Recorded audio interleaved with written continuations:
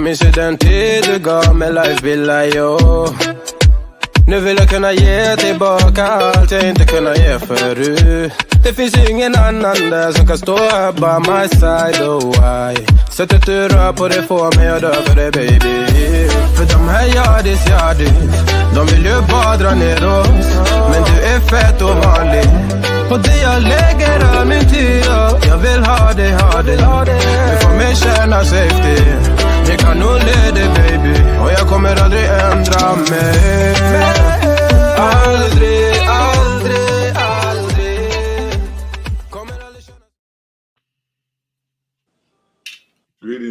Greetings. Salute, Bubba. How you doing, man? I'm well, Chief. How you doing? Everything's going good here on this side of the ocean, man. Even though pollen is messing with me a little bit, but it's all in the air around here. It's covering everything. But other than that, man, I'm good. And it's been a little slow here in the Berg lately, but we do what we do. We still researching. We still down with our Geechee folk, and we're just doing our thing. That's right, man. Salute. Ain't too much going on out here in Sierra Leone, man. It's basic. It's actually been very hot over the last few weeks. Surprisingly, usually right now it's hot, but it's not this hot. It's been very hot here, and even the people here complaining. Usually, man, they walk around in 80-90% temperature, no sweat. Right now, they running for shade. And I'm like, oh man. I find that a little different here because a couple of days ago spring just started and it ain't made its mind up yet. It still be cold here in the mornings, man. Even though the sun is out right now, it's peeking out. But like I said, man, pollen is everywhere. This is just driving me crazy. Yeah, man. So we have another one for our people out there. If you're watching, go ahead and share this. Let your people know that the show has commenced, and we have another one. We have another great Gullah House show. This is episode number 24. Today we'll be presenting a young sister, Enfinitee Irving.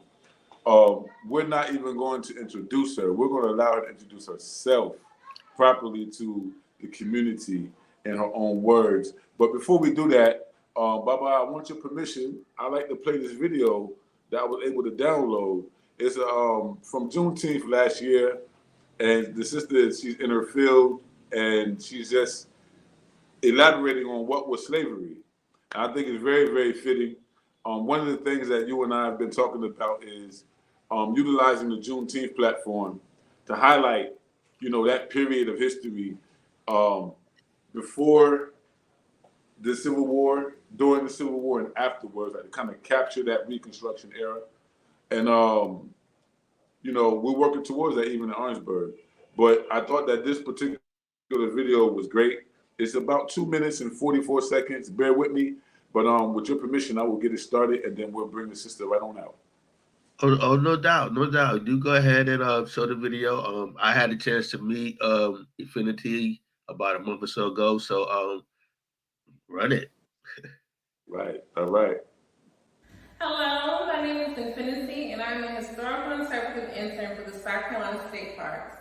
Today, I am located at Local Historic Site in Louisville, South Carolina. During tours, I am often asked the question, what is slavery? Well, in a nutshell, slavery is the legal law of nationality of millions of individuals of African and in some cases Native American descent. Individuals who were kidnapped, sold, and transported throughout the New World. These individuals were purchased and forced to work in various fields, participate, and house domestic labor. Slavery here in the U.S. is solely based on slavery. Individuals were considered the property of the individual who purchased them. The status of an individual was based on the status of the mother. If the mother was a child would be. It did not matter if the father was a foreigner, color, or even a white man. Although individuals be forced to work in horrendous conditions, from the very beginning, individuals were citizens of slavery. Resistance was seen in multiple ways, from full-blown rebellion, one case being the Stoner Rebellion, running away, burning crops, and even killing their enslavers. There are also other cases, a little less violent situations in which individuals would teach themselves how to do right. They would also form encourage circles, maintaining their African connection. This all seen as forms of resistance. In 1860, South Carolina used to be in the Union. It would not be until the following year that other southern states in the Union to form the Confederacy to maintain the institution of slavery, which starts the U.S. Civil War. Abraham Lincoln signed the Emancipation Proclamation in the year 1863, which freed enslaved people in the Confederate States. However, this is a war people would continue to be enslaved until the defeat of the Confederate Army. It would not be until Juneteenth, 1855, when the word that slavery was abolished would reach plantations in Texas, which is why Juneteenth is a significant day in U.S. history for descendants of former enslaved.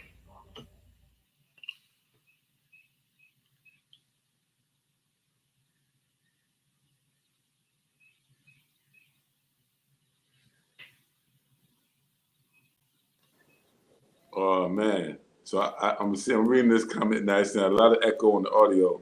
I thought it was just me, but there was a lot of echo on the audio.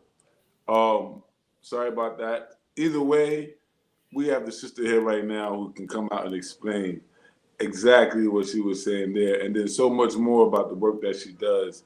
And hopefully, she can apologize for that script, that viewing. Wow, I didn't know we had that kind of echo, that kind of feedback.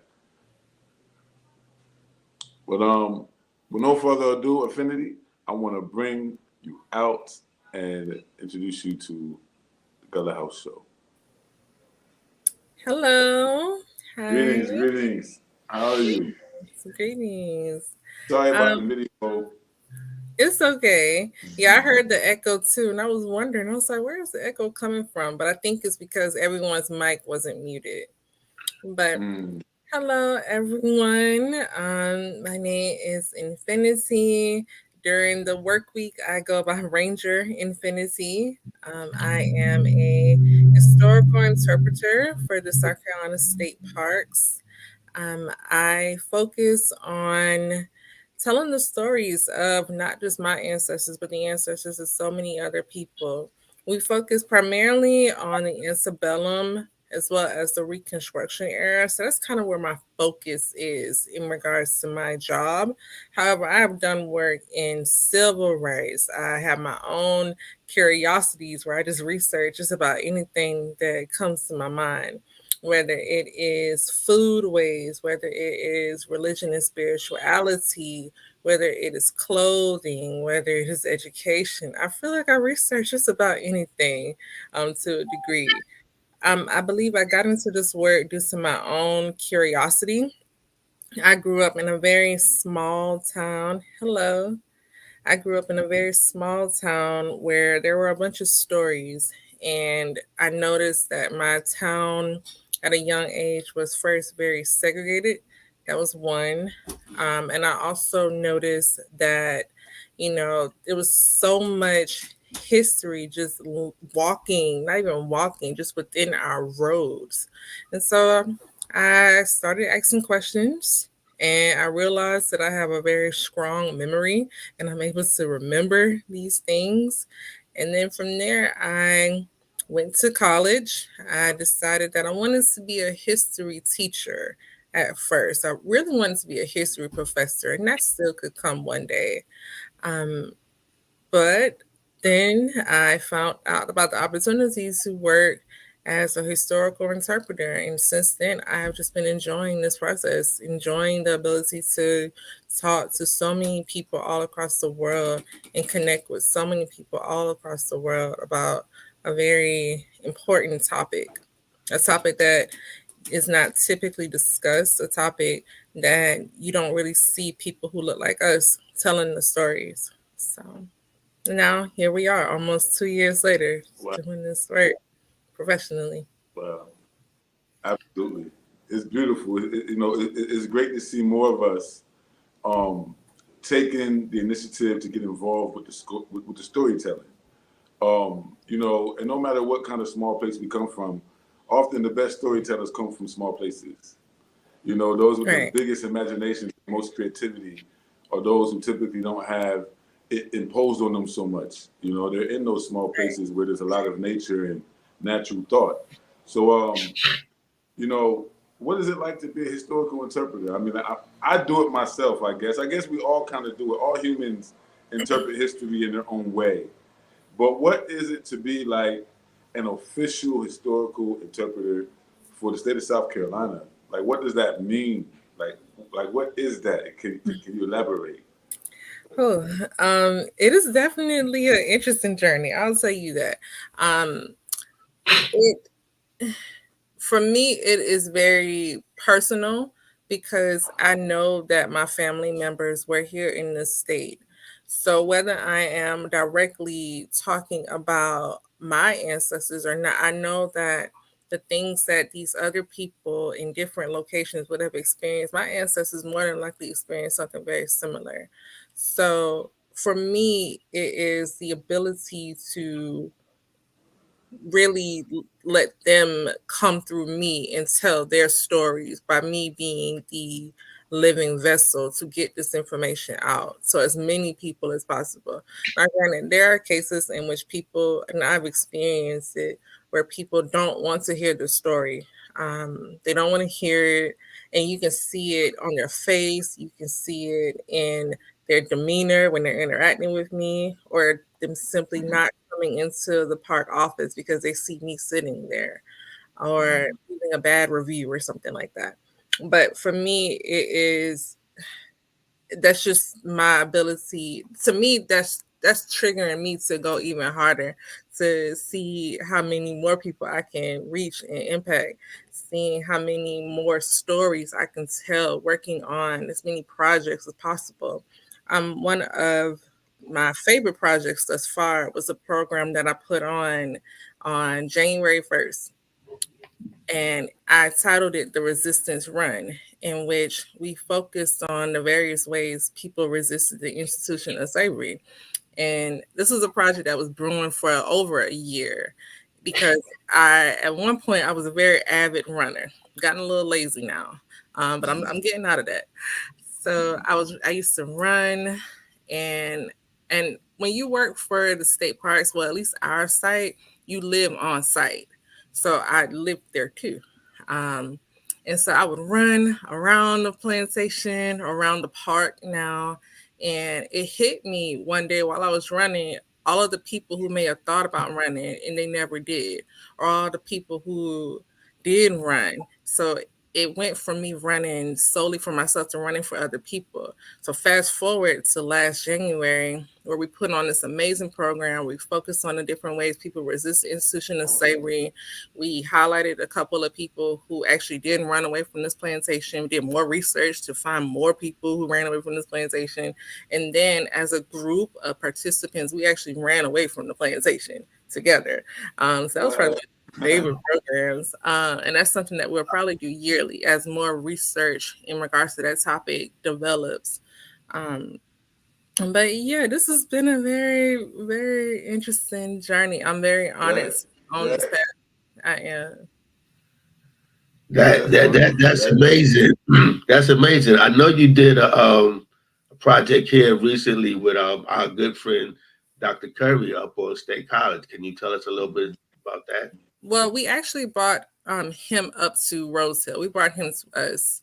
I spoke at SC State for the Black History Month program, but Dr. Curry, his ancestor, Lavina Thompson, she was an enslaved cook, and she actually served in the Confederate Army as a cook. So we highlighted that, and we highlighted her, and we talked about the fact that some Black people did serve in the Confederate Army in that regard. But we also made it clear to tell people that these people were forced to be in the system. They didn't willingly choose to serve for the Confederacy.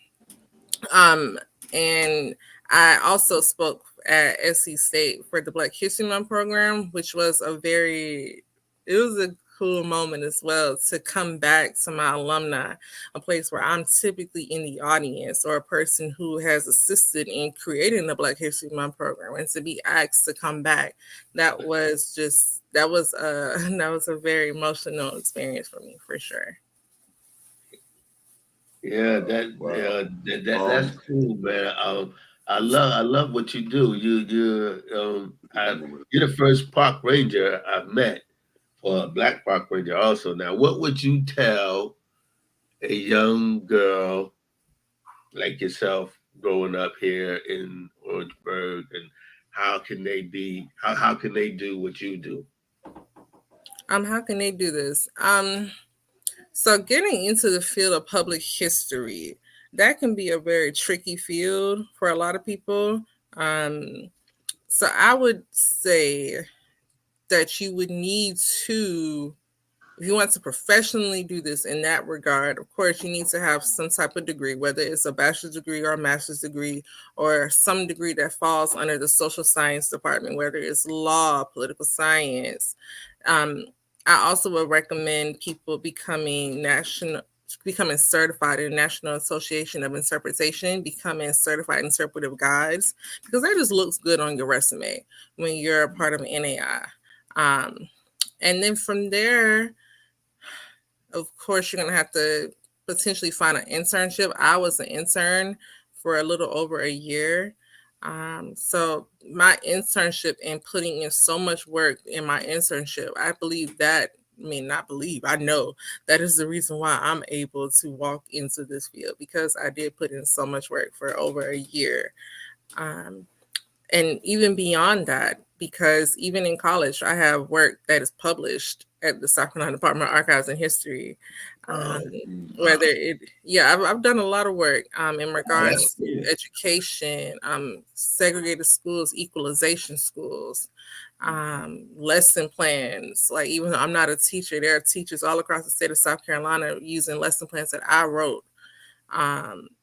So yeah, just putting in that work, showing that you have a true passion for doing this work, and then from there doing a lot of research. Research is so important. Being able to know what you're talking about, because people will challenge you on certain topics. I had a guy a couple of weeks ago in just the middle of a tour. He asked, "Well, do you know about Nat Turner?" And I'm just like, yes, I know about Nat Turner. I'm a black girl from South Carolina. I know about Nat Turner. So yeah, doing your due diligence, and then from there, just being up to date on opportunities, because it is, like I said, it's a very hard competitive field to get into. It is. It really is. Yeah, that's what I want to go into. That's what I want to follow up on as well, because I can imagine just being a black person in South Carolina, stepping up in the field of historical interpretation. Not that we haven't always interpreted our history for ourselves, but in the stance that you're saying, in terms of going through the professional hoops and getting there to where your interpretations and your work is actually there within curriculums and things like that. Getting to that, I guess what you would say, mainstream official level of historical interpretation, and then being a sister at the same time. Not just being black, but being a sister. I can imagine the kind of challenges, the kind of looks you may get, the kind of shade that might come your way. Myself being a historian that likes to focus on South Carolina, I know that not many of us have stepped up in this field. I want to ask you, working at Rose Hill Plantation, and I know you was just telling the story how, you found out about the people who would run away, and you guys even did like a mock runaway and things like that. I guess this might be like a kind of deeper question, because it's about how you actually experience it. You know what I mean? Like yourself. For me, I never had an experience like that where I was actually at a plantation that I knew all the knowledge of, and I had to be an interpreter and help other people understand it, and then have that kind of spiritual. To me, what you explained was a spiritual experience. You know, to be walking the ground and then just realize like, whoa, man, and then research and see that it actually happened. When you have those kind of moments in your research, because it happens to us as well, right, Papa? Yes, sir. As researchers, it happens. You have those moments where it's like, whoa, you know, you know, that was kind of deeper than history. History has like a reward within it. How does it feel, or how did it feel in that particular stance where you were able to experience that connection before you actually um, um, um, um, did the research and discovered that there was more than just a slight thought to it? Um, well, every day there is emotional for me. It is actually emotional. It's rewarding, but it's very emotional because I'm at a plantation where there was so much horror and people try to downplay it. There was so much horror, so much thought, so many stories, so many lives there. Um, I think in that moment, it really just hit me like, okay, I want to do a program about this. I want to talk about this. And it just, yeah, it really just hit me like, okay, we have to talk about this. I asked the former park manager, do we have anything like this? Is it a possibility? We couldn't do it just yet. And I just waited. I waited until the right time. And so this program was so aligned, right? I was very intentional with creating this program, just like with all the programs. I was very intentional. I know that historically, the ideal time frame for people to run away from plantations really is between that Christmas to New Year's time frame. That was one. So that was the first really intentional. So I had to figure out, okay, when is the right time to do this? Then when I realized that, I was like, okay, perfect. Then the state parks, they said we have to do a first day hike program. I was like, okay, well, we got to do a first day hike program. Let's do this program. And I just turned it into our program. But yeah, I just felt like it was something that needed to be discussed. It needed to be discussed because most plantation sites, well, the plantation sites that I know of, they don't really focus on resistance. And a lot of people don't really know how people really resisted slavery. Granted, our people were captured, they were in this situation, but people did resist. And I wanted to talk about that. I wanted to make that the conversation more than just the conversation of us just being, just being Subdued. solely Just being completely subdued and yeah, I didn't want that. I didn't want that. yeah. And even within tours and just day-to-day programs, I do also talk about things like that. I talk about the fact that people did resist slavery in various ways. Not everyone had the ability to run away. Well, there was some people who was just like, well, I'm going to burn these crops down. I'm going to slow down work. I'm going to poison you. Going to break some tools or something like that. Hmm? Like they would break tools or, breaking do tools. something to Sabotage. Or just one of the simplest things, being able to maintain and create your own spiritual practices. That's a huge form of resistance. Absolutely. Even in terms of this Gullah Geechee culture, to create your own culture, yes, you had to resist. We had to have a high level of resistance in order to actually create a new culture out of that resistance. To have the language is a result of the resistance. I'm so glad you said that, because if I am a person who is resisting arrest, I'm not yet under arrest. I cannot be resisting arrest and be under arrest at the same time. Right. I cannot be resisting slavery and be a slave at the same time. I can be held against my will. I can be a captive, but I've never surrendered to being your slave because I've always resisted. And so what you're saying is very, very, very, very important.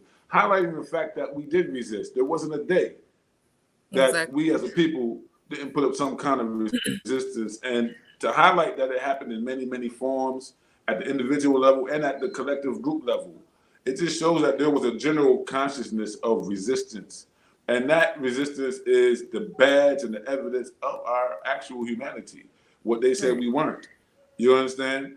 And so I appreciate it. I really appreciate having. I feel better knowing that we have you in the trenches with that understanding, because a lot of times we get brothers and sisters in the position and then they just go with the system. They don't try to innovate like you have. They don't say the right thing at the right time behind the scenes when the doors are closed to make sure that they remember, we resisted this too, Yeah, it wasn't just. Or even. Mm-hmm. Yeah. So one of the biggest things that I experienced is the discussion of what started the Civil War, whether it was slavery or whether it was states' rights. Well, at our site, so our site was originally created to be a sole shrine to the Confederacy. It really was.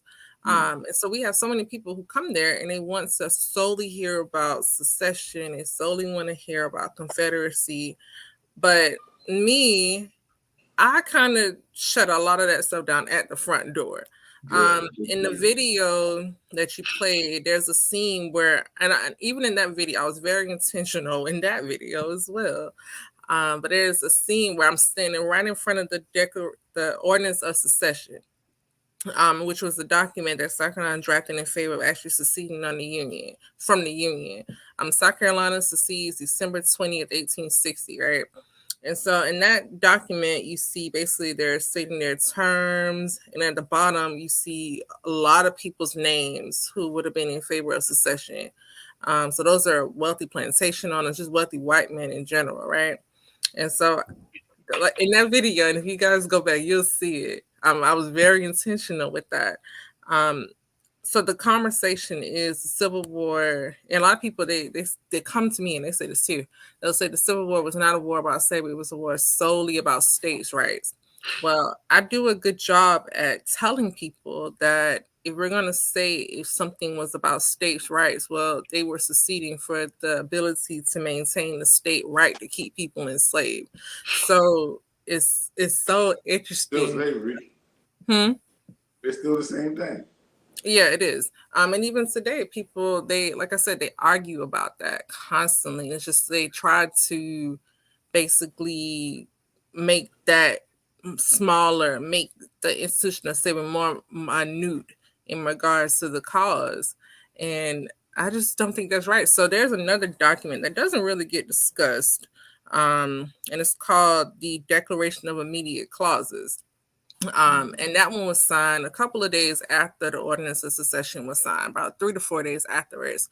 And in that document, they are blatantly stating that they're seceding for the ability to maintain institutional slavery. So I bring that up too, just to strengthen my argument in these tours and these interactions. But most people, I will say, that I probably only had 5% of the interactions that I've had with working in this field.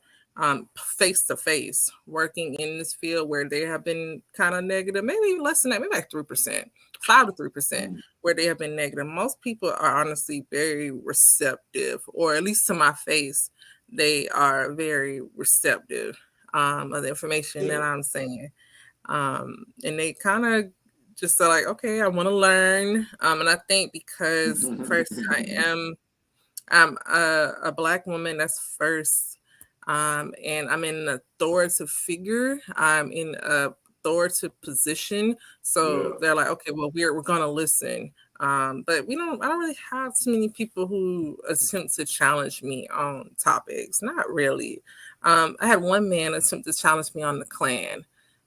He just blatantly just said, well, the Klan started in Indiana. Well, we're talking about the Klan activity that happened in South Carolina now. Yeah. People will always try to challenge history. Go ahead, Gullah. I commend you for sharing that that side of the story, because personally we have connected ourselves to the different colonial families in the Orangeburg area. So that's a different viewpoint that you don't hear enough about. So what you're saying right there, that's cool. Yeah. Oh yeah. Even while she was saying it, Baba, I was thinking about David Flavel, Jameson, and Burwood. And Even that's while she was exactly who I talking, was thinking of. yeah, even while she was talking, I'm like, I wonder if she knows that David Flavel Jameson was the president of the secession convention. And a lot of the people in that Orangeburg area, Calhoun area, Lexington, that surname Jameson was owned by that family. And we've done the research on that family to understand how they really exploited our people as well in the process. I actually have an ancestor who was kidnapped. Well, at least that's how it came down to us in oral tradition. Either way, he was removed from where he was by force and made to man a Confederate camp. Basically, he had to be like a cowboy. He had to make sure that the oxes and the animals were I guess like a barn boy during the war. And he ended up getting rescued and fighting as a USCT. But end of the day, if we don't interpret these histories, we really don't understand what kind of human beings our ancestors were. And I think that's what we're ultimately looking for in history. And then to realize that history is not static. History is not something that happened back then and is not happening now and won't happen in the future as well.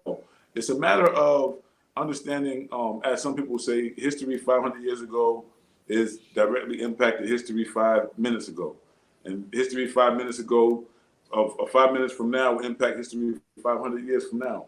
It's all about how we understand it. And so, just seeing that we have this revival of interest of Black history in South Carolina, particularly in the Midlands area, where you're also a native too as well. Can we back up a little bit and learn more about you in terms of okay, before you became the historian, when you were younger, what was your environment like growing up in the Midlands? We always trying to point out that we got culture too. That we know a thing or two about these Africanisms. We know a thing or two about being Black and about understanding our rights. And there's a history of us standing tall despite segregation and white supremacy as well in our region that often doesn't get told. A lot of us are muted because of the relationships that we have with those that still hang over us. They still hoover over us, whether we can see them or not. Master's still there. And so some of us are muted. We won't talk about it. But what was it like for you, particularly growing up in that Midland culture? What kind of things do you remember in terms of any Africanisms? We always talk about grandma sweeping the front yard with the broom and things like that. What was your childhood like? What was it like growing up out there? Okay, so if anyone has never been to Cameron, South Carolina, Cameron is a very, very small town. We have one stoplight, and everybody knows each other in some way, shape, or form. My childhood, I grew up very much an outdoor girl. I grew up very, very privileged to a degree. I have parents who have been able to, who are very blessed. So they were able to provide a lot for me and my siblings. So I grew up riding four-wheelers, ATVs, playing outside. I had a very much, and I was very close to being a tomboy. Let's say that, but I'm still a little too girly to do that. I also grew up going to church. So I grew up attending St. Peter AME Church in Cameron, South Carolina. And St. Peter, the more research I've done about St. Peter, the more fascinated I am with it. St. Peter was a church established by 5 former enslaved people in the town of Cameron. It was established, I might blank on the year, but the 1880s, 1890s. And this church, it went through so much. So you had the original church where it was in the woods meeting. Then they built the building. I think that building got burned down. Then they built the new church. And then now there's a whole new church there. In my church, my mom, she made sure that me and my sisters were very much into the church. Grew up in church. In my church, I believe I did everything inside of the church except preach. But one of the most interesting things for me is the fact that I was an acolyte in the church. And for those who don't know what acolyte is a person who is dressed in all white.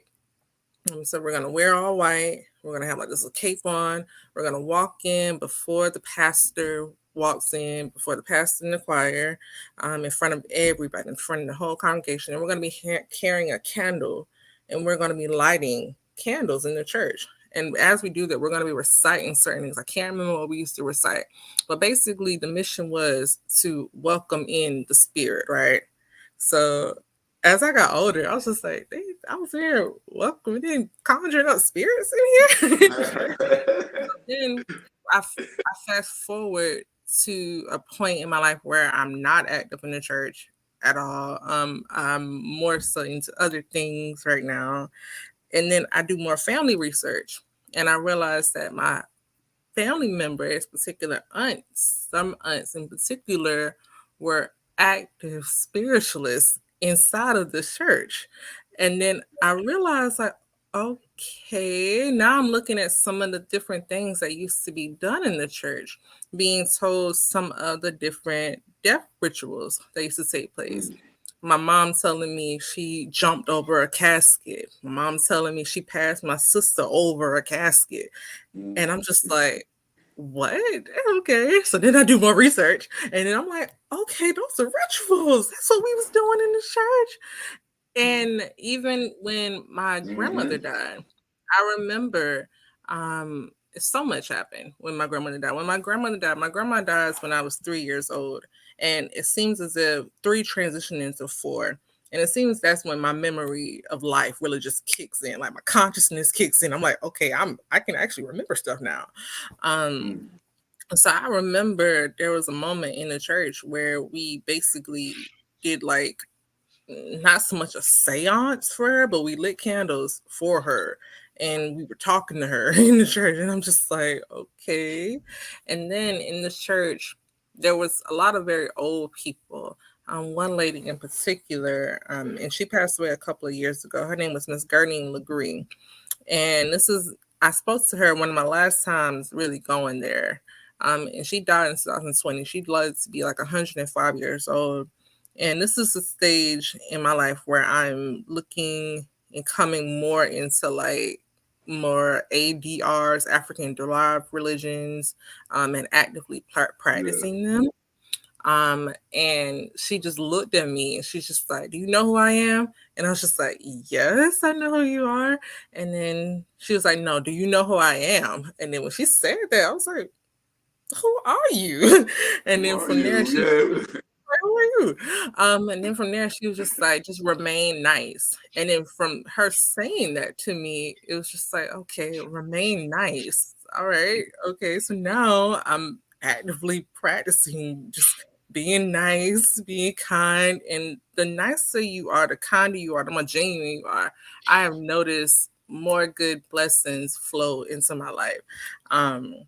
But yeah, I like I said, I grew up going to church, not so much now, because I just feel like there's other things that we could be tapping into and wanting to research and wanting to know about. I don't know if I answered your question directly. I feel like I just started talking. Okay. No, I think you answered it perfectly. That's exactly what I want to know, actually. Okay. Baba,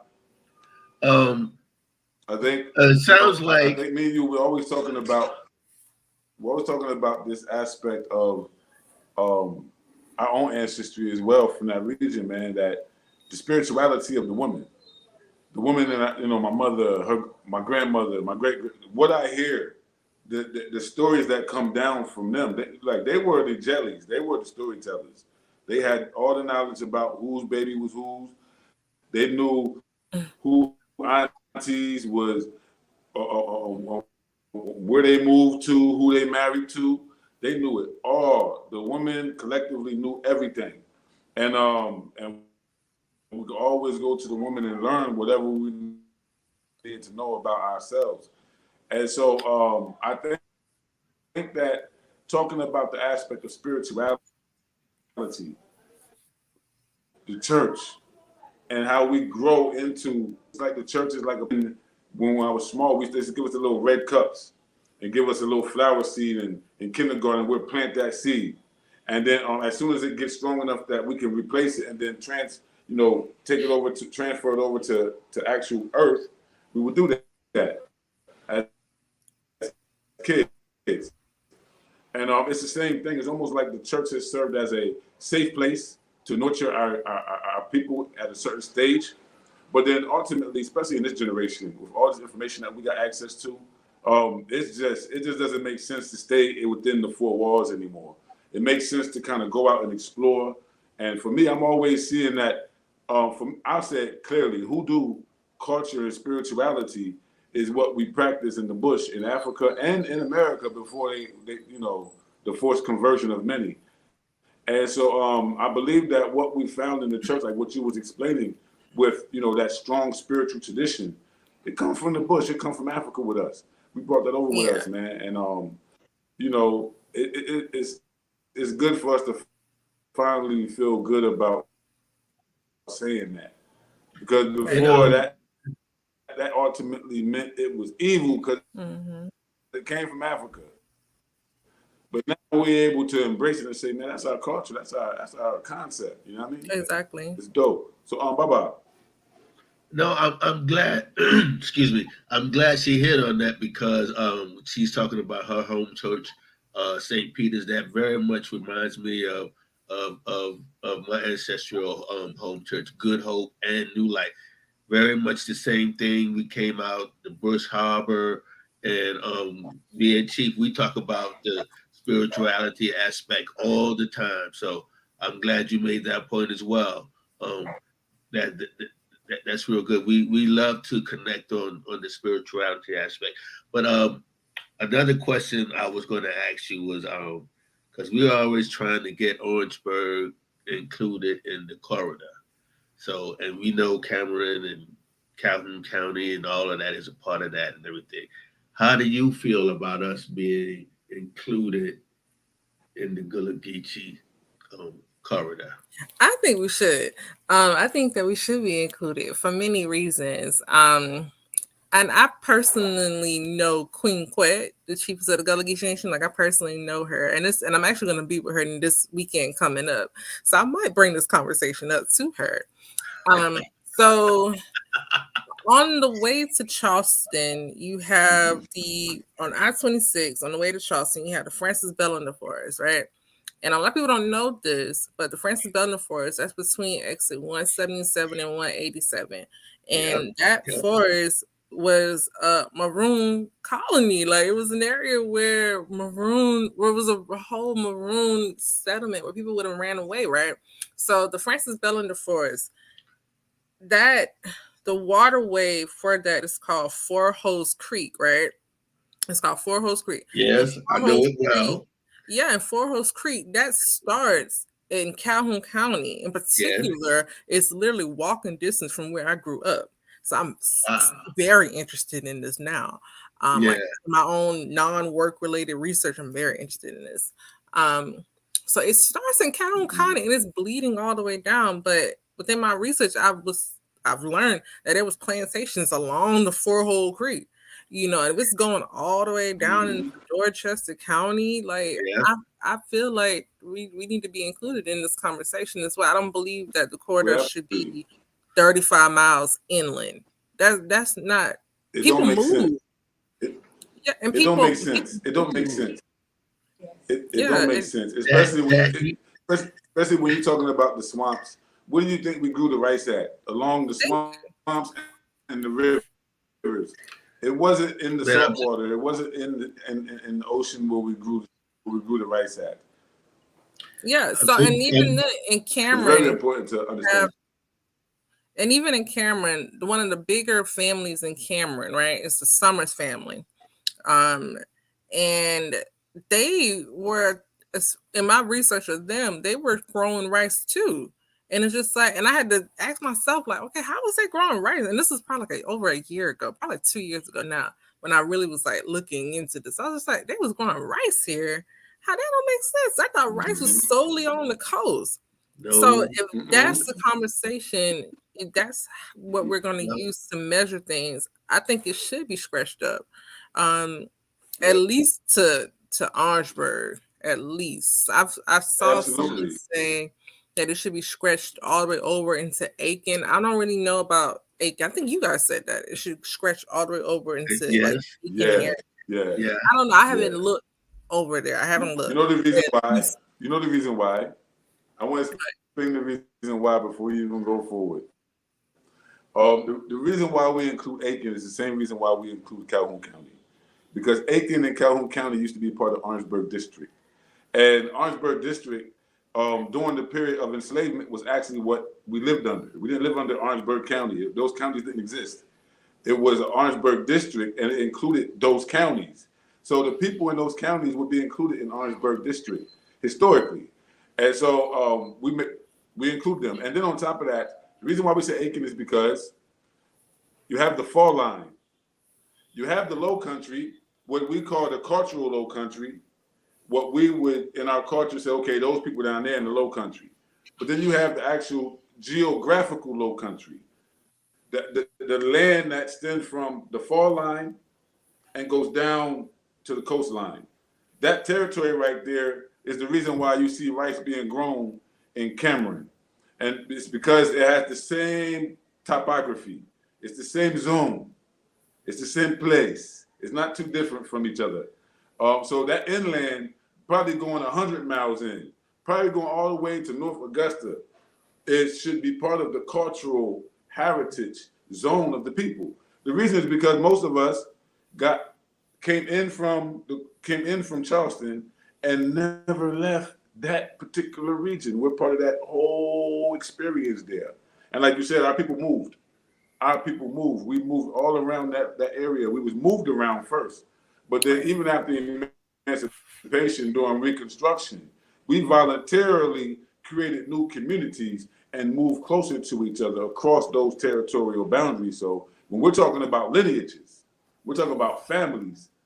A lot of us, most of us, especially in that Midlands area, would have that. You know, one of the founders of Aiken County was his last name was Rivers, but he was actually enslaved down in the Low Country, and he ended up being took up there during 1861 when the war broke out. A whole bunch of slave owners ran with their enslaved Africans, mainly their most profitable ones, the ones who was working in the house with them, or the ones who they trusted around their families, and they boogied, and the ones they left behind, they often rented out or loaned out, sometimes to the military.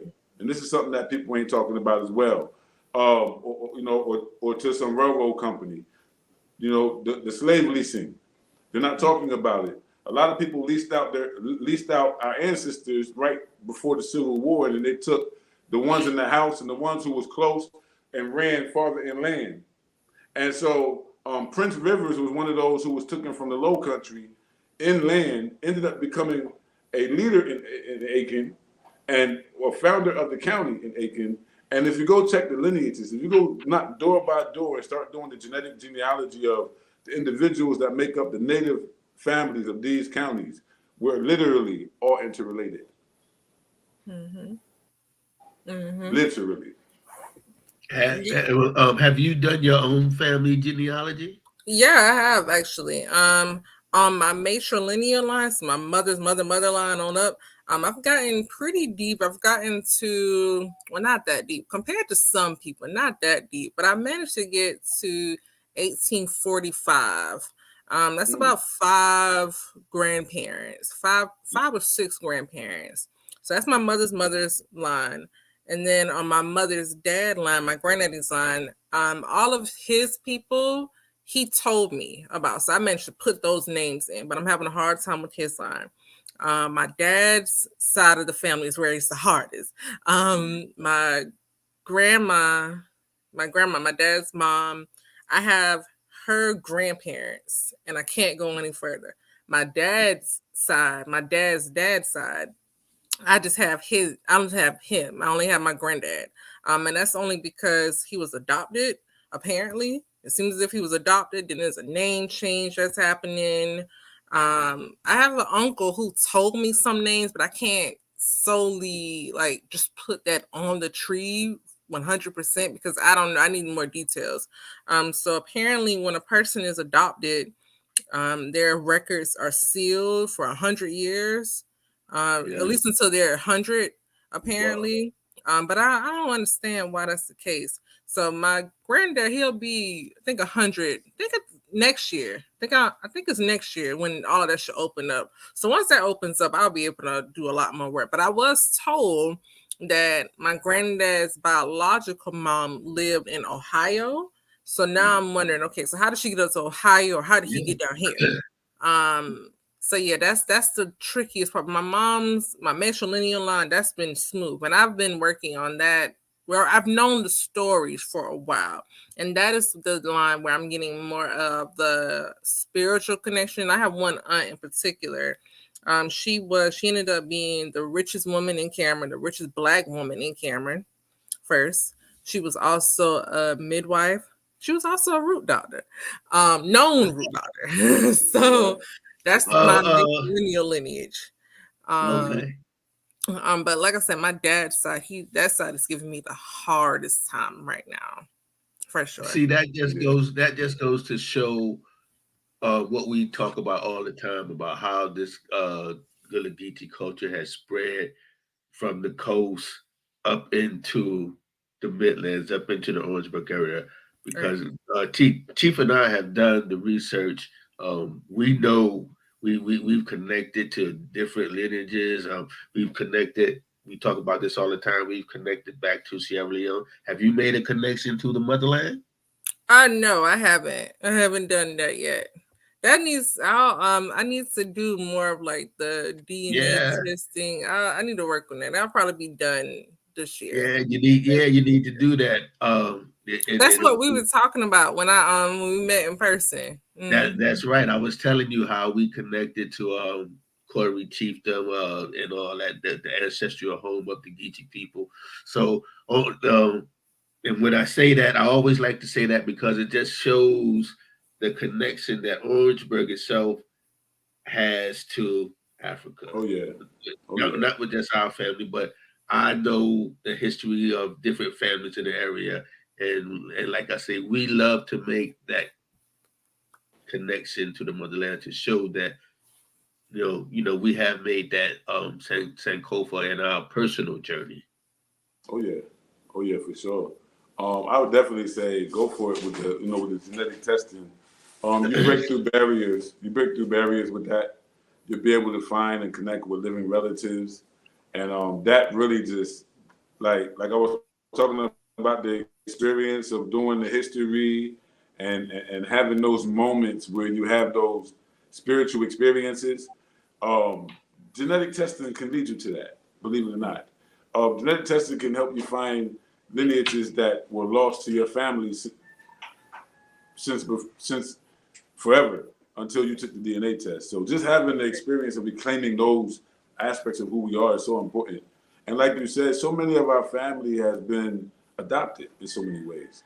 When we talk about what was going on in that county or in that Midland area just a century ago, we're talking about massive white supremacy, massive violence. We're talking about serious segregation and terrorism, American-style terrorism, and people running up north, people going up north. I heard about my mama and my grandmama. They used to go up north as soon as they was old enough to go up and work as domestics during the summertime. They used to go up in Cleveland, Ohio, go up to Philadelphia, and work as domestics over the summer and come back down south with money to try to avoid being sharecroppers. You understand? Doing domestic work. And so domestic work was seen as higher class than being a cotton picker, so to speak. And so you had a lot of that going on. You had a lot of men running. It's like you got people on the run now. A lot of men running to try to get away from the law. A lot of times it was wrong because they may have entered a sharecropping contract that was lopsided, and then instead of instead of getting beat in the head, they took off. But they became fugitives. They couldn't return home. They ended up in New York, ended up in Philadelphia, ended up in New Jersey. So you never know why our relatives end up somewhere else. But Mm-hmm. a lot of times, I know that if it was our grandparents, there probably was some white terrorism involved, whether it was structural or it was direct individual. Because that Orangeburg area, we know something about lynching. We know something about burning our churches. Almost every church Right. I hear about, almost every church I hear about, was burnt down at one time or another in Orangeburg County. Mm-hmm. And the Yeah. answers, and the elders won't talk about what happened. They won't tell you how the fire started. They'll just tell you it got burnt down 2 or 3 times. And they just tell you that they rebuilt, just like she said about St. Peter's. Same thing happened to Good Hope. Same thing happened to Macedonia. I know. Emmanuel, Yeah, same thing. Well, I don't know about Emmanuel, but Emmanuel Bird's is wife. included in that. Oh, okay, that's included in that group also. And then we all seem to have come out of these excuse me, these different brush harbors. She said St. Peter's came out the brush harbor. Mm-hmm. I know that Good Hope came out the brush harbor. I know Shady Grove, Cedar, all these different churches started from brush Bush harbors, Harbors. and that's amazing. That's amazing. It is. It shows you. But It shows you that. It shows you that our spirituality and our religious unity has been at the foundation of our community building from day one. Whether we did it in the form of root working, hoodoo, whether we did it in praise houses, whether we did it in the church, you'll find it all connected to what I always call the historic Orangeburg district. Whether you're talking about the First Baptist Church, talking about Mount Silver Bluff Baptist Church, which is right there in Aiken County, being the oldest Black Baptist congregation recorded. You know what I mean in U.S. history, and so we have a lot of history buried right there up under our feet. And I seen earlier that Baba sent me a link saying that they just found a cemetery over there by I-26. oh yeah. They just found a cemetery going up by your area, and it's formerly enslaved Africans. The road, they want to broaden the road, and they discovered that on the original plans for the road there was this cemetery, and that they built it anyway. In the 1950s, they knew that there was a plant that there was our ancestors built there or buried there, and they built it anyway. I'm sure you know the area. Yeah, honestly, that's and as we're talking about that, that's making me emotional to think about that. That is one of the cruelest things that I can think of. These people were not respected in life, and then we're just going to continue to disrespect them in death. There are 2 cemeteries in Cameron that I'm aware of that are old Black cemeteries. One is right next to St. Peter AME Church, right next to it, like right next to it. And the only reason I know about the cemetery is because Miss Girding Legree, when I was a little girl, I had to be like 9 or 10 years old. She was riding to church with us, and she pointed out into the woods. She was like, "See over there? That's the cemetery right there." And that stuck with me. And then doing my own family research, finding another cemetery that's in the woods somewhere that I don't have access to. I can't get to it yet, right? That's another cemetery. And I'm just like, dang, there's so many other cemeteries that have just been neglected. They just pave over Black cemeteries. They just move cemeteries. They just redevelop over. And it's just so mean. I think that is so cruel. I think that is one of the most horrific things. Like, it's just so much neglect and disregard to these people. These were real people. And it's just like people don't care. It's like, why do you not care? I think you are absolutely right. And I think about those things whenever I'm on Highway 4 going up towards Aiken and 301 I-26. These things happen around here, but it is, and nobody pays attention to it. Like I believe right here in town, not too far from my house here at the old Orangeburg City Gym, next to the that's a cemetery. Yeah, right next to the Pioneer Graveyard. I believe that there's some slaves buried there. Someone mentioned that to me. It's not in. You won't hear about it in the history books or whatever. I'm not exactly. He's probably aware of that from his own family history, but he did mention it to me. And Yes, this so was at the Orangeburg Gym, and there was actually a news article that came out last year actually about that and how really. they knew. Yeah, it was WLCX, I believe. What? No. What's Orangeburg? Not WLCX. Whatever. Thompson Democrat. Yeah, yeah, as a They Democrat. released a news article last year. Whether it was last October, it was last year, 2023.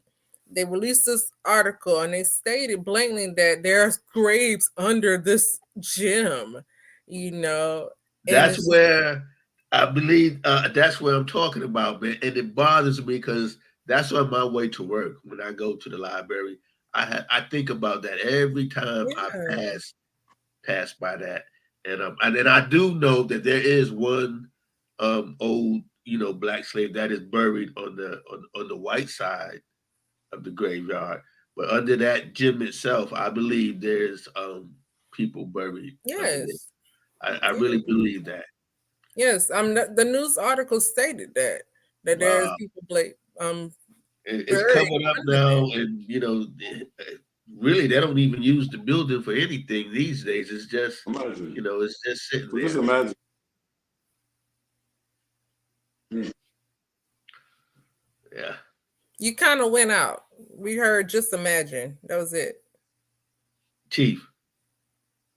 But you know what? You know what, though, Baba? Uh, It's important that Oh, can you hear me now? All Can you right. hear me? yeah. We can hear you saying that, but we didn't hear what you said. I should go out.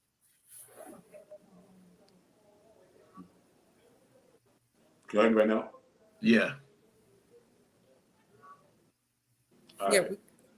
So what I was saying is that this is the aspect of preservation that we was talking about. Genealogy and cultural preservation, historical preservation, heritage preservation. It would be nice that we would have more of a conversation around this. Maybe in another platform, maybe just a Zoom discussion with other local historians, local historical interpreters, local family genealogists, who have a common interest in these cemeteries. These cemeteries are very important. We should be able to identify where our ancestors are buried at. And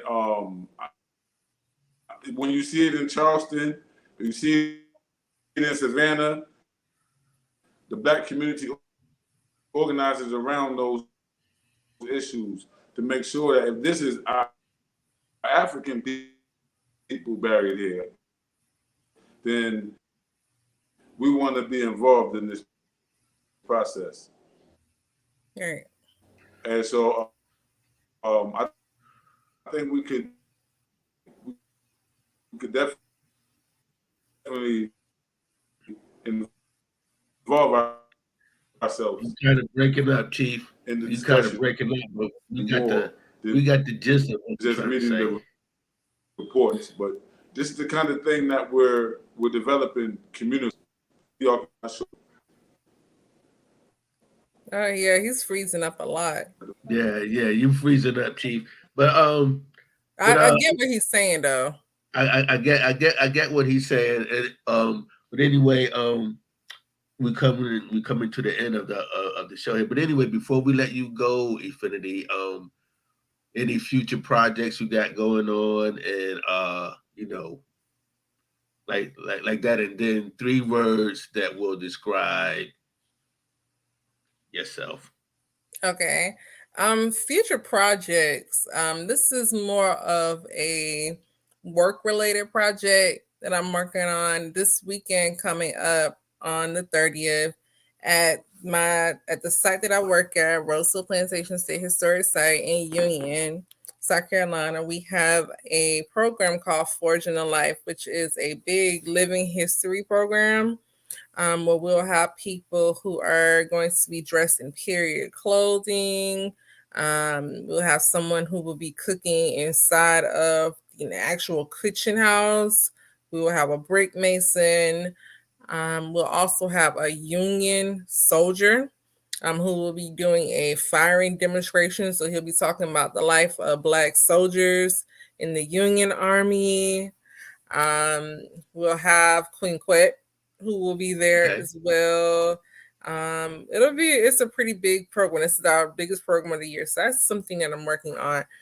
Next to that, I will simply just be working with the people of Avery to continue at the Avery Research Center, continuing to work with them, bridge those connections with them so that we can begin the process of getting more Black interpreters in this field. Also, where I work, we'll be sponsoring an HBCU internship in which HBCU students, as well as recent graduates within 3 years, will have the ability to come on. They can work with us, work with me, and they will be able to gain experience in the public history field. So they'll gain experience in the public history field, as well as gain experience as a park ranger as well.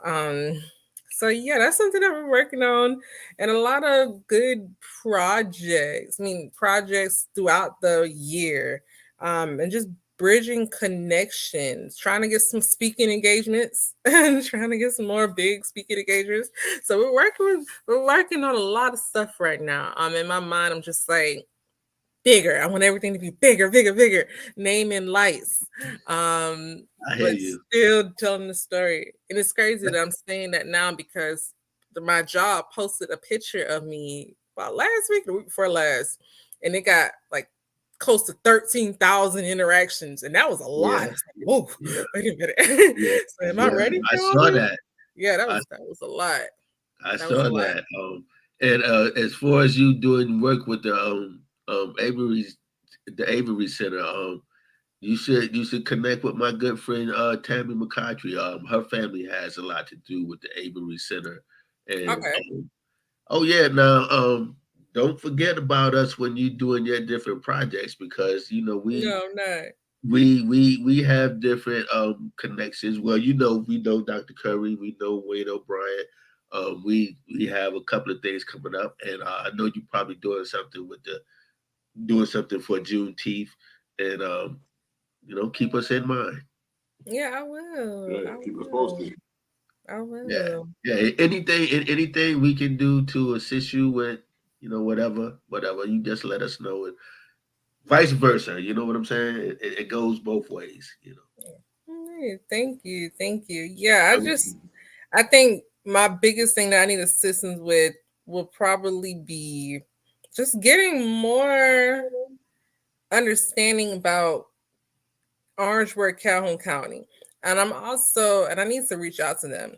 I need to reach out to the Calhoun County Museum. So that's another project that I'm gonna be working on this year. The Calhoun County Museum is it's kind of sad. If you were to visit their website and you click on the section where you're talking about the history of Cameron in particular, you would not even think that there were Black people even in this town at all. So that's something that I'm working on, and I need to get in contact with the new director of the museum because he's very open to talking and actually including the Black people there. So that's something that I'm going to be working on. So that's another project, which we'll start to see more motion this year in regards to that because I need these Black people that I knew and people I didn't know to be highlighted because I just don't think it's fair that we're not talking about my ancestors. I know my ancestors were there. We're highlighting all of these other families, but not them. I don't know. We can't do that. It's very important. That's what we're all about here is highlighting the Orangeburg area, surrounding areas. That's why we invite people like you, the sister we had on last week, that's what we do. We try to highlight the people in this area, and that's what we will continue to do, and that's what we're about. So, like I said, you reach out to Absolutely. us, but we'd be glad to do Absolutely. whatever we can. Nice. Absolutely. Let us know. Let us know what you got going on. We'll let you know as well. You know, it's a collective work that we're involved in. This platform belongs to us all. So anytime you got anything you press to really get out there, let us know. We will at least mention it, or even bring you in, or share a video or something like that during the show. Anything we can do in our small little way with this platform is already there at your service for sure. So I have I hear a a few video. books coming out. Oh, I see a few books coming from you as well one day. I do too. I see a lot coming. I see a book, a few books, but I want a whole community of people who I have, as I get older, right, that I have taken under my wing and just helped to mold going down this path. But I definitely see a few books, and I feel like it's something that is pressing.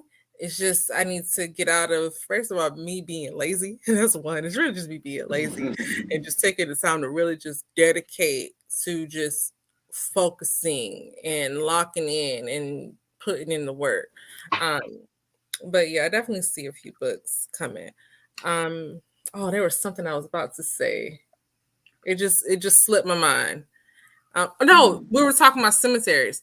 So I'm actually working on a video, and it'll probably be ready in the next couple of weeks, which focuses on a cemetery that was at the plantation that I work at now.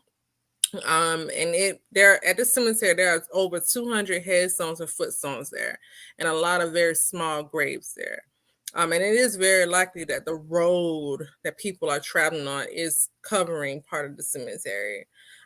So I will be sure to send y'all that video since we have been talking about cemeteries just now. I'll be sure to send y'all that video. Please do keep us informed, because we love to know about that kind of stuff. We love to share that kind of information.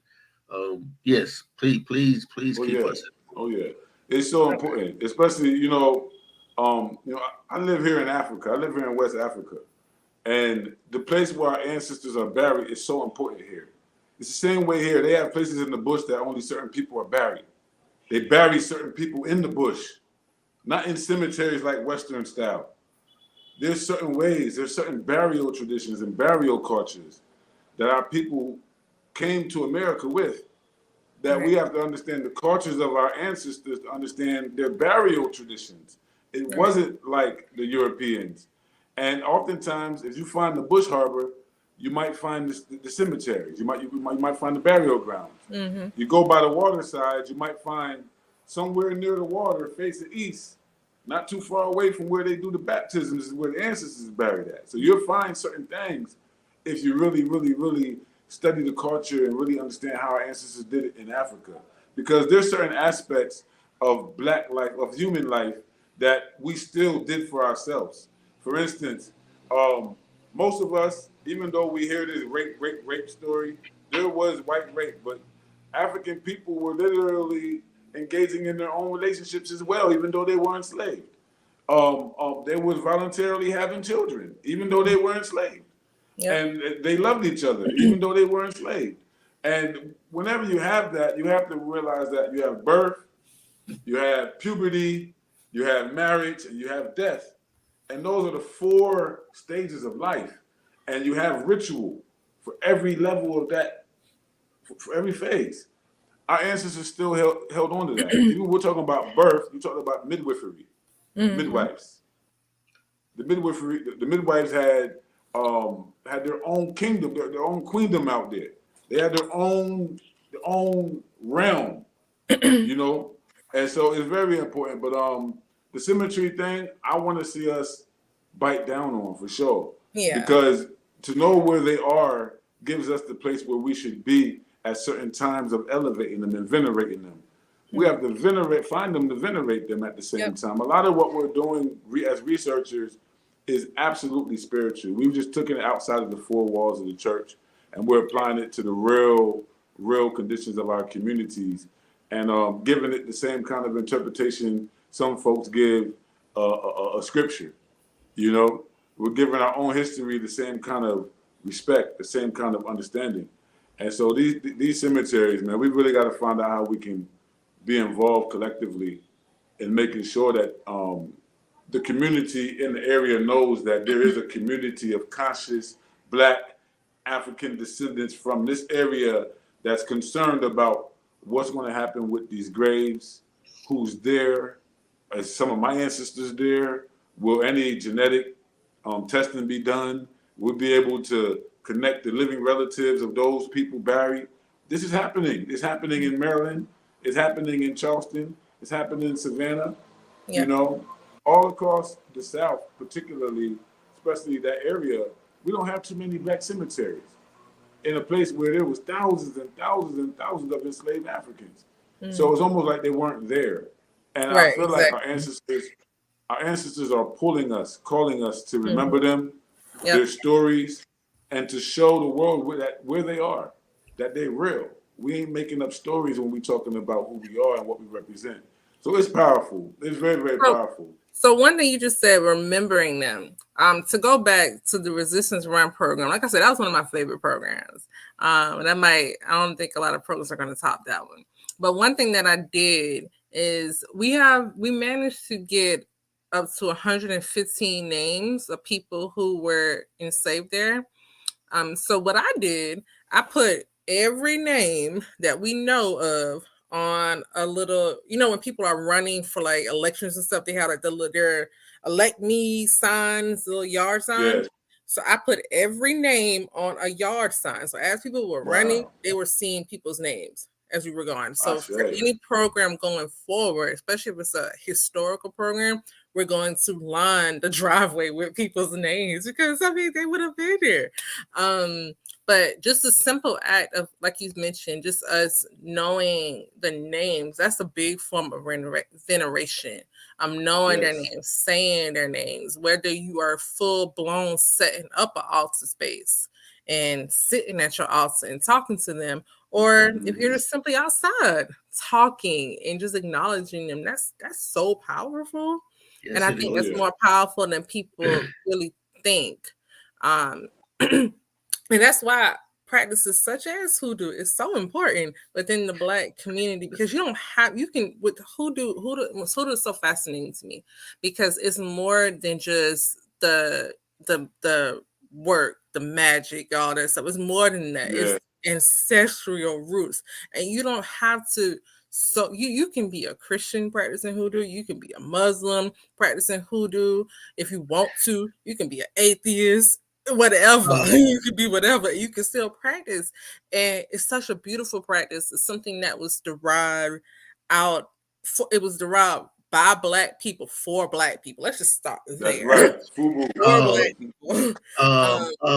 Man. We have the ability, if you choose to tap into that.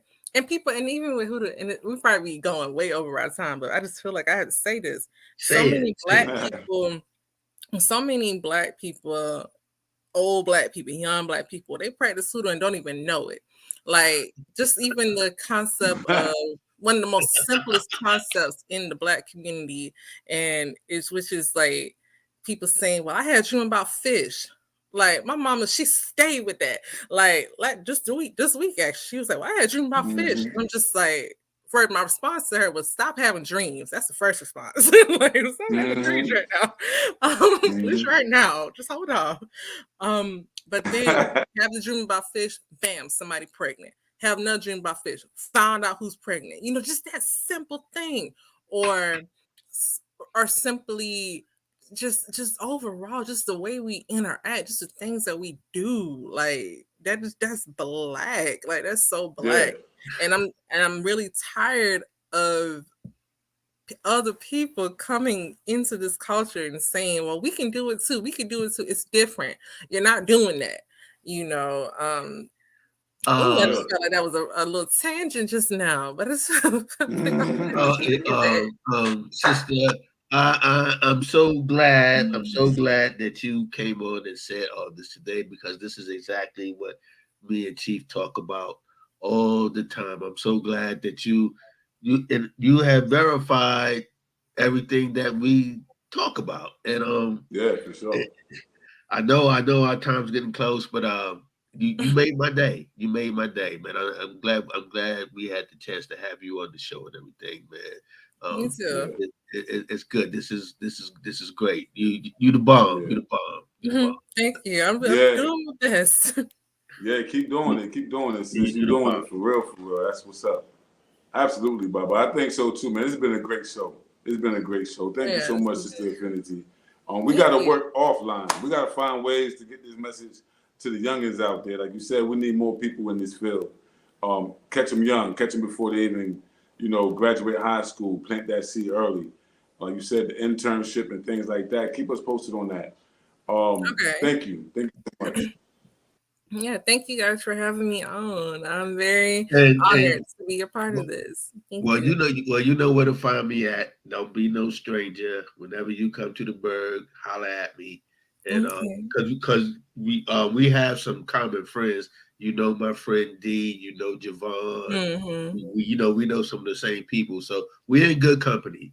Yeah. Yeah. Anything, like I said, anything we can help you with or research with, you just let us know. And we down.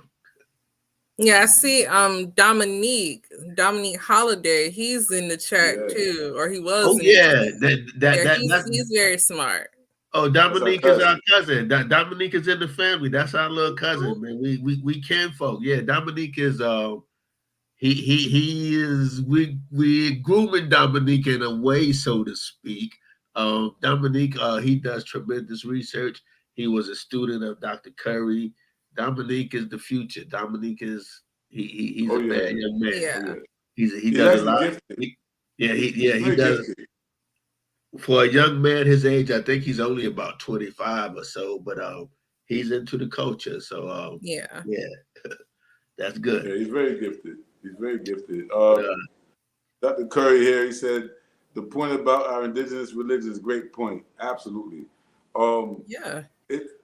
We're going to get out of here now, but thank you again, sister, so much. It's been an honor, and we'll be in contact with you. We'll definitely be in contact with you. All right. Well, y'all have a great day, a great week, and I look forward to talking to y'all again in the future. Thank you. Thank you. Peace, sister. Enjoy the rest of your day. You too. Thank you. All right. Bye-bye. Well, Chief, I said, like I always say, Chief, we never know how the conversation is going to go. Everything is happening the way it is supposed to happen.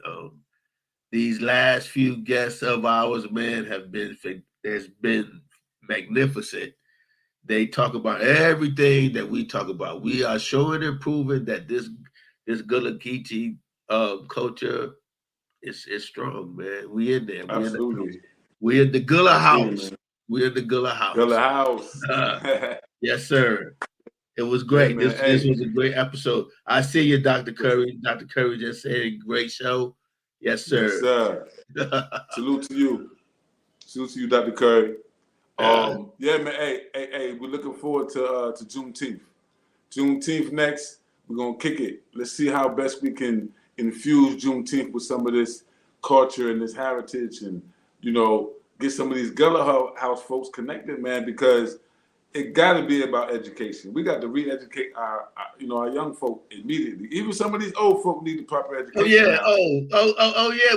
We got to get the old folk involved too, man. And I'm speaking as one of the elders in the community, so I want to see the old folk come out. I want to see the young folk come out. I want to see this Gullah Geechee culture grow in the Berg. Yeah, because we are part of it. We are definitely a part of it, and we need to be included. And it is what it is. Man. Anyway, we coming. It don't matter. They can't stop us. We coming. Absolutely, man. I'm looking forward to really making this connection finally with Orangeburg and Corey Chiefdom. I've been thinking about taking a trip. I want to think about making a trip on my birthday, man. I've been thinking about it. I'm going to reach out to the chief speaker and see, you know, and get an idea for how practical that is. But you know, this Friday is my birthday, man. I'll be 45. Wait a minute. Hold on to April 5th. April 5th is your day. So that's about 2 weeks away. Yeah, I'm wrong. Next Friday. That's about 2 weeks away. You throwing me off here because wait a minute. Yeah. That's about 2 weeks. Right. Anyway, man, we looking forward to your birthday. But what is it? Over a decade in Freetown. You're probably you the first family member from the Berg that's returned to our ancestral homeland. Wow. You know what? I don't think of it like that, man. But you always reminded me, like, hey, man. I do. I love to show that connection that Orangeburg has a descendant from here that's been living back and connecting to our ancestral chiefdom, our ancestral family. Not too many people can say that, but we talk every day, so you know I know what it is. But man, no doubt. That's powerful. No doubt, man. No doubt. Hey, you know what? It's honor. It's an honor, man. Especially because I didn't see it like, okay, I'm going to go do this. I'm going to go be the first one. You know, it was like, no, my natural life brought me here. But, you know, some of the things we learned in the last 3 years has helped me understand why I was called here 11 years ago. Like I was here doing me and living life and doing research and just doing me. But to find out more about the family connection, that there's a reason, there's an ancestral connection, that there was a calling home involved in this. It's so very powerful, man. It's very, very powerful, man. Especially to see Orangeburg getting this fair share. Who knew, man? The first time I sent you an email, who knew what this would lead to? I had no idea from our very first conversation when we first figured out and everything. When you first started telling me that I'm related to so and so, and I said, "Oh, wait a minute, they're my people too." So, man, it's amazing to see where this has grown and what it's leading to, man. It's big things coming. I know it. It's just the beginning, man. It's just the beginning, man. It's just the beginning, man. It is. But man. It's good. Another great episode, man. Another great show, man. That was powerful. She hit on everything that we love to include in our conversations. You know, absolutely. I appreciate her work. You know, you got people that will, you know, that talk about it, but I appreciate that the sister's actually in the trenches. She's actually there in the plantations, working and telling the story and having organic experiences through that. That's so powerful, man. Especially because she has an understanding of our African tradition. She's not stuck on the worldview that we was raised in. That she's been able to actually connect her work and her research to an African interpretation, to African spirituality, hoodoo in particular, man. It's such a beautiful thing because I think for Gullah Geechee people, man, there's no other way. By the time you come back and re-embrace your Gullah Geechee system, you're naturally going to be inclined to hoodoo. Naturally. Exactly. But you know what I always say, man? Orangeburg, small town, big history. Small town, big history, and and my other thing I love to say, the lineage restoration. I believe that's my mantra. That's what we show and improve. Every episode, man. It's good. It's good, man. It's good. Sure. So anyway, man, until next episode, bye. Keep your head up over there, man. You know, we're gonna talk, but keep your head up there. Exactly, man. Enjoy the rest of your day, man, and tell Kenya hello. You know, definitely will. Because I know she's in the background. I know she's in the background. She's in the cut. Tell cousin Kenya hello. All right, man. Enjoy your day. All right, man. My regards to Mama Lisa. Talk to you later, man. Yes, sir.